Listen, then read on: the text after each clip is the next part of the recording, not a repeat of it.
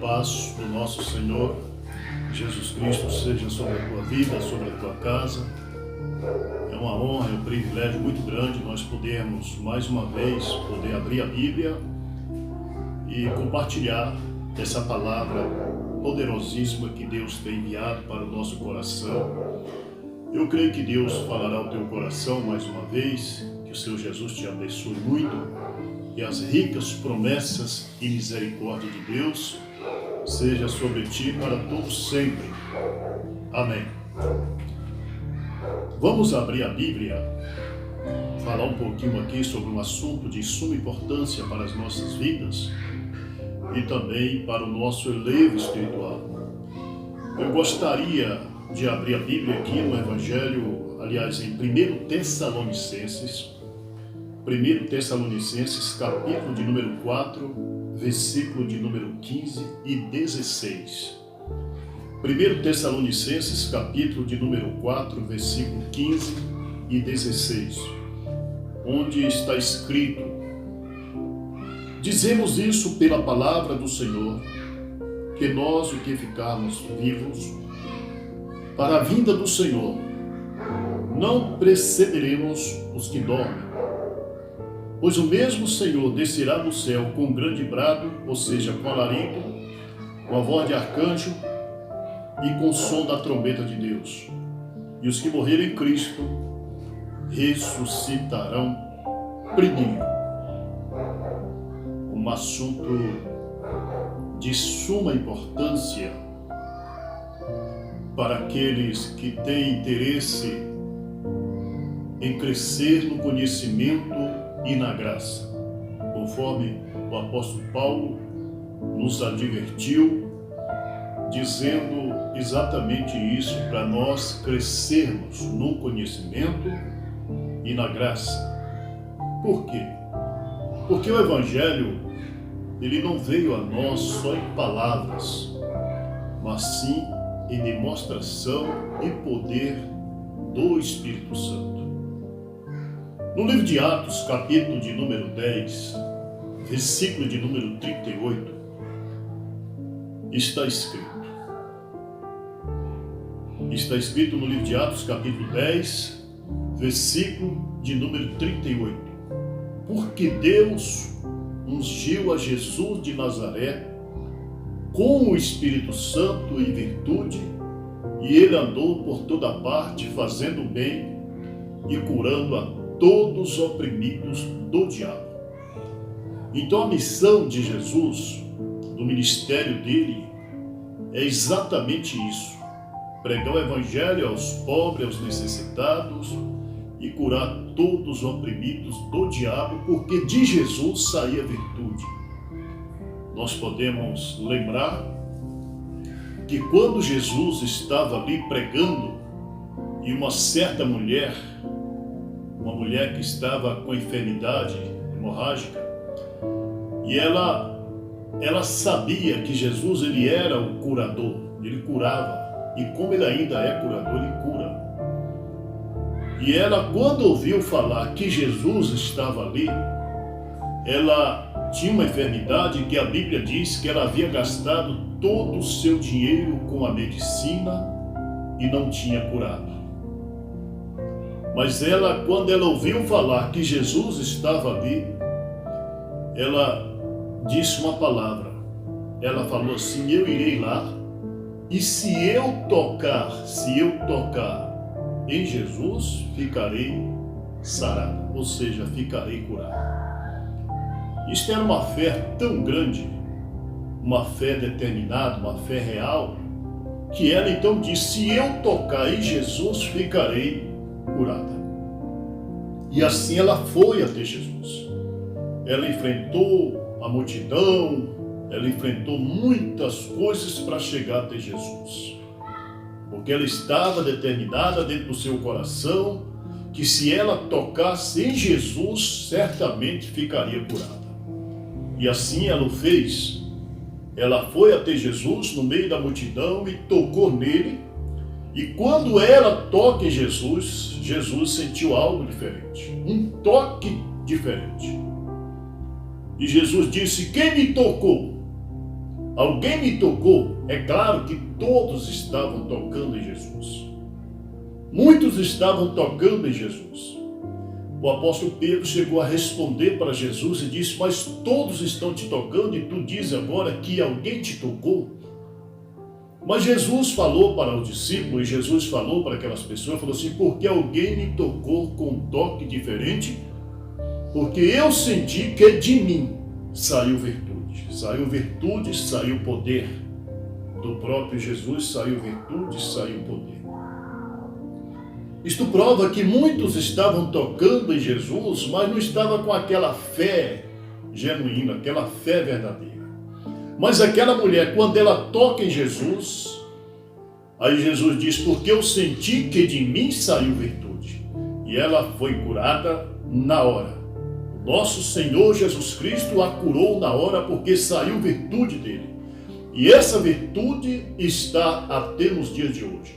Se você crê, tudo é possível. Não importa a tua enfermidade, não importa o teu problema, não importa a tua situação, importa que você tenha fé. A fé é poderosa para operar. Por isso está escrito no livro de Hebreus: sem fé é impossível agradar a Deus, mas fé na palavra, fé no Senhor Jesus Cristo. E voltando aqui para o nosso assunto, que nós lemos aqui em 1 Tessalonicenses, capítulo de número 4, versículo de número 16. Eu gostaria de falar um pouquinho sobre essas 3 etapas para o arrebatamento suceder aqui na terra. Então diz aqui a Bíblia, em 1 Tessalonicenses, capítulo 4, versículo de número 16. Pois o mesmo Senhor descerá do céu com um grande brado, com a voz de arcanjo e com a trombeta de Deus, e os que morreram em Cristo ressuscitarão primeiro. Antes de nós entrarmos nesse assunto, eu gostaria de falar e ler aqui um parágrafo da mensagem, o primeiro selo, pregado pelo Ilho Mário Brana, e chamou muita atenção para nós essa semana. Estávamos falando sobre esse assunto essa semana. Mensagem, o primeiro selo, parágrafo de número 340, é uma coisa de suma importância para todos nós que fazemos parte da noiva, sabermos que as profecias estão se cumprindo exatamente nos nossos dias. Estamos vivendo no momento em que a vinda do Senhor está tão próxima que nós nem imaginamos. Então aqui no parágrafo 340 da mensagem, o primeiro selo, ele diz assim: observem, sempre temos que observar. Observem como ele é sagaz. Aqui está ele. Agora temos nosso quadro e sabemos que ele é Roma. Sabemos que ele é o cavaleiro sobre o cavalo branco. Em Apocalipse capítulo 6, há um cavaleiro ali no cavalo branco que ele saiu para conquistar. Sabemos que ele saiu com uma doutrina. Ele saiu com uma doutrina. E então o que aconteceu com a Roma pagã? Converteu-se na Roma papal e ela foi coroada. A Roma pagã, ela converteu para a Roma papal e ela foi coroada. A tríplice coroa, que foi colocada, estabelecida ali em Roma. Agora observe, no tempo do fim, não nos dias primitivos, no tempo do fim, nós estamos vivendo agora no tempo do fim, exatamente onde vai se cumprir, está se cumprindo as profecias. Não nos dias primitivos, quando Cristo estava pregando, mas no tempo do fim. A última parte da semana, que há pouco tempo estudamos as 70 semanas de Daniel. E Cristo profetizou pelos 3 anos e meio, e 3 anos e meio ainda estão determinados. Está certo? E este príncipe naquele tempo deverá fazer um concerto com o povo de Daniel, que são judeus. Aí, olha só o que diz aqui no parágrafo 341. Aí é quando a noiva é tirada. agora ela não verá isto, diz o profeta de Deus para essa era, que a noiva é tirada, ela não verá isto. Verá o quê? Um pacto que Israel fará com Roma, ou seja, o judeu fará o pacto com Roma.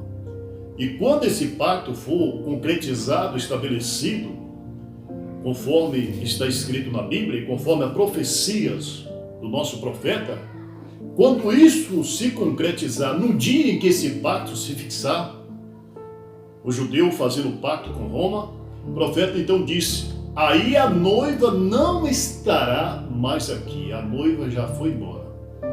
Jesus já arrebatou a sua noiva para as bodas do Cordeiro. Então nós podemos ver que nós estamos tão próximos, estamos na iminência da vinda do nosso Senhor Jesus Cristo. Então, por isso a Bíblia diz: vigiai e orai, porque não sabeis o dia e a hora em que o nosso Senhor há de vir. Eu estava pregando, falando sobre esse assunto de São Mateus 24, onde Jesus falou ali, São Mateus 24 ao 26, que como foi nos dias de Noé, será também no dia da vinda do Filho do Homem. Nos dias de Noé, anterior ao dilúvio, Jesus falou: como foi nos dias de Noé, será também no dia da vinda do nosso Senhor Jesus Cristo. Comiam, casavam-se, davam-se em casamento, e veio o dilúvio e destruiu a todos. Vocês podem prestar bastante atenção nesse fato, que antes que o mundo fosse destruído pelo dilúvio, o mundo antediluviano, Deus envia ali um alarido, Deus envia uma mensagem, Deus envia um mensageiro, um profeta. Para quê? Para que tire o povo, para que prepare o povo e aparelhe ali uma arca, que é o tipo de Cristo.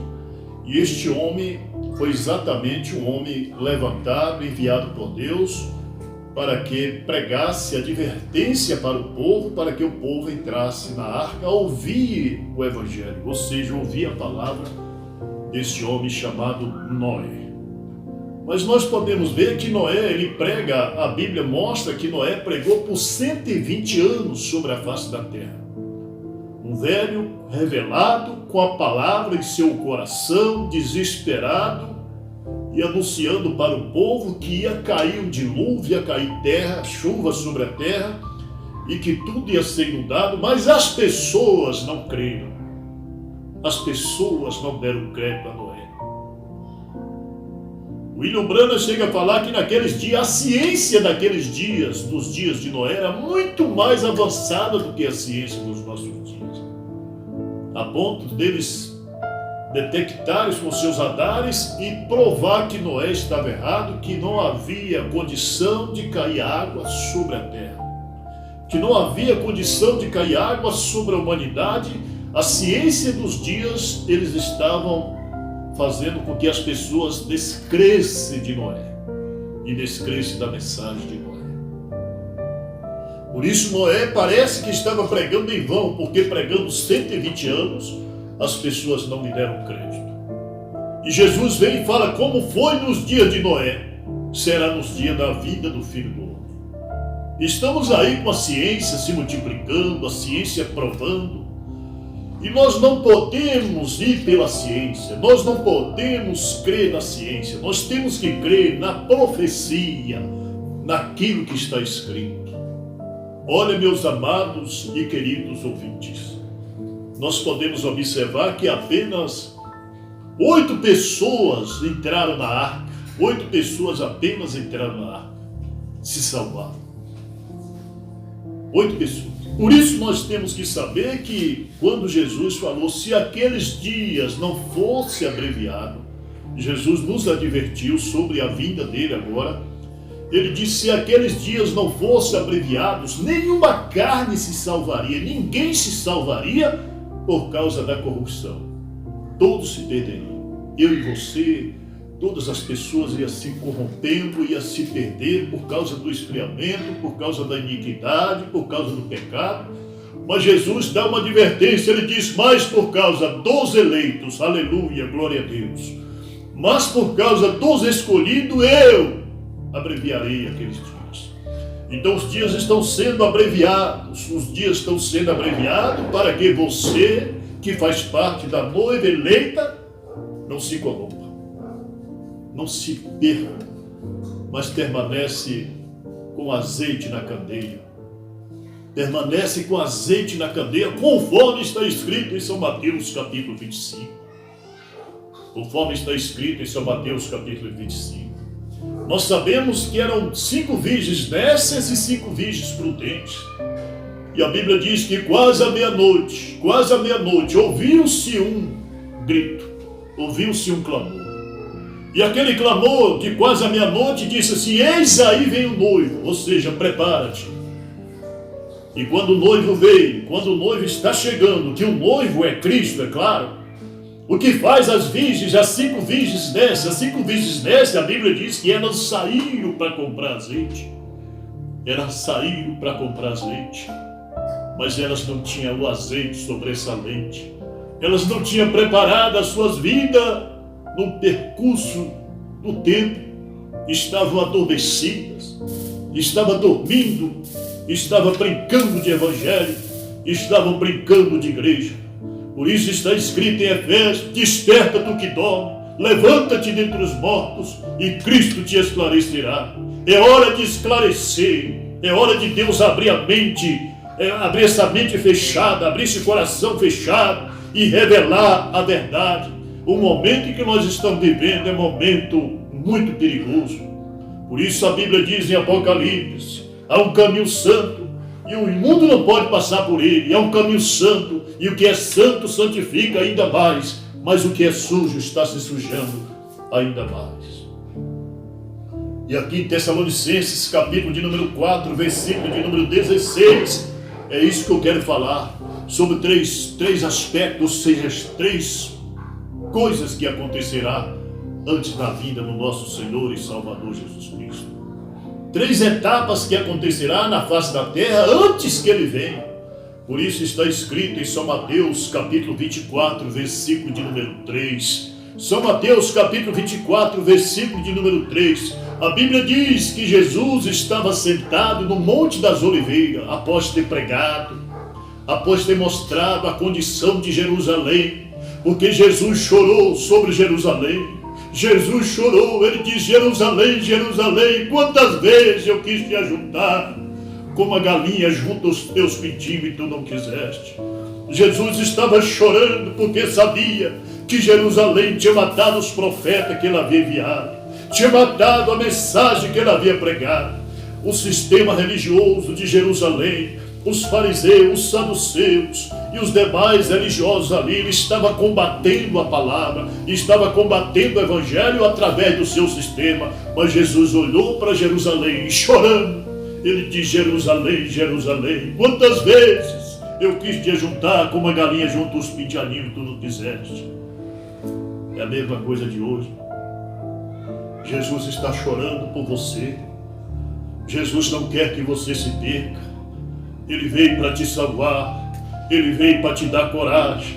Ele veio para te dar revelação. Ele veio para abrir os teus olhos. Para quê? Para que você saia da religião organizada, do sistema farisaico dos dias de hoje, e venha para a palavra e renuncie a este cargo, renuncie a essa condição e fica ao lado da palavra. Porque está escrito em Apocalipse capítulo 18, versículo de número 5, Jesus disse assim, olha o que Jesus disse: sai dela, povo meu, para que não seja participante das suas pragas e para que não incorrais nos seus pecados. Então é isso que nós temos que entender. O nosso Senhor Jesus Cristo, ele virá. Antes que ele venha, 3 coisas sucederão. O alarido, conforme está escrito em 1 Tessalonicenses capítulo 4, versículo 16, acontecerá o alarido de Deus, e depois do alarido a voz de arcanjo, e depois do voz de arcanjo a trombeta de Deus. O que é o alarido? O alarido, irmãos, é exatamente isso. É uma mensagem de advertência. É uma mensagem de um profeta que veio para tirar o povo do sistema religioso, tirar o povo do engano. Por isso que Jesus, quando ele estava sentado no Monte das Oliveiras, os discípulos perguntaram para ele: Senhor, que sinal haverá da tua vinda e do fim dos tempos? E Jesus disse: acautelai-vos, que ninguém vos engane. Porque muitos virão em meu nome dizendo eu sou o Cristo e enganarão a muitos. Mas como assim que muitos virão em meu nome e enganarão a muitos? Porque ele dizendo eu sou o Cristo. Cristo significa ungir. Há muitos ungidos aí, mas com espírito de engano, com espírito errado, levando o povo para uma religião completamente contrária à palavra de Deus. Mas o que acontece antes que Jesus venha, tem que vir o alarido, uma mensagem para abrir teus olhos. Sai dela, povo meu, para não ser participante das suas pragas. Deus envia um mensageiro, como ele enviou Noé. Deus envia um mensageiro, como ele enviou Moisés, para tirar o povo do Egito. E agora também Deus enviará um mensageiro. Deus enviou um mensageiro, conforme está escrito em Malaquias capítulo 4, versículo 5 em diante. Eis que eu vos envio o profeta Elias, antes que venha o grande e terrível dia do Senhor. Estás forte, o grande e terrível dia do Senhor está aí. Mas é preciso que nós tenhamos coragem, que nós tenhamos que buscar o Senhor. Por isso está escrito, buscai o Senhor enquanto se pode achar. É hora de Deus te advertir, é hora de Deus falar contigo, e eu creio que Deus está falando ao seu coração. O alarido já chegou, que é a mensagem que vem preparar os eleitos, que vem preparar a noiva do Senhor. Para quê? Para que não se encontre em maldição, debaixo de maldição. Então Deus enviou o seu mensageiro, Deus enviou a mensagem de advertência. Não essa mensagem morna, essa mensagem choca, sem poder, mas uma mensagem que te dá caráter, uma mensagem que te coloca véu adentro, uma mensagem que te posiciona para guardar a vinda do Senhor Jesus Cristo. E nós estamos vivendo esse momento. Então, o mesmo Senhor descerá do céu, conforme está escrito em 1 Tessalonicenses, capítulo de número 15 e 16. Está escrito: dizendo isto pela palavra do Senhor, que nós, o que ficarmos vivos para a vinda do Senhor, não precederemos os que dormem, pois o mesmo Senhor descerá do céu com alarido, uma mensagem. Ele virá com a mensagem. Ele envia o seu percussor. Ele envia a sua mensagem. Antes que ele venha, ele envia a sua mensagem. Ele envia o seu mensageiro com a mensagem, não uma mensagem denominacional, não uma mensagem teológica, mas uma mensagem profética. Uma mensagem que faz com que o povo se humilhe e ponha a cara no pó e reconheça a sua condição. Não uma mensagem que vem trazer contenda, uma mensagem que vem trazer algo que as pessoas não percebem. Verdadeiro sinal que se deixa passar por alto. Não é isso. Nós precisamos e devemos saber que o Senhor Jesus, Ele já enviou o seu alarido, Ele já enviou o seu mensageiro para tirar o povo do sistema religioso, é claro, a noiva eleita, e trazer para a posição do Evangelho. O mesmo Senhor descerá do céu com alarido, em seguida com voz de arcanjo. O que é a voz de arcanjo? A voz de arcanjo é aquela voz que chegou diante do túmulo de Lázaro, e Lázaro já estava morto há 4 dias, em decomposição, e aquela voz chegou diante do túmulo de Lázaro e disse: Lázaro, sai para fora. Esta é a voz que vai chamar aqueles que morreram em Cristo, aqueles que morreram nas eras passadas, que estão adormecidos dentro do sepulcro. Ele vai ter que sair do sepulcro, vai ter que sair daquela condição. Para quê? Para que a Bíblia diz, para que esse ajunte-se com a noiva, e nós que ficarmos vivos, seremos transformados em um abrir e fechar de olho. Então nós seremos transformados e subiremos para encontrar o Senhor nos ares. Que o Senhor Jesus te abençoe, que Deus te guarde, que Deus abra o teu coração. Glória a Deus.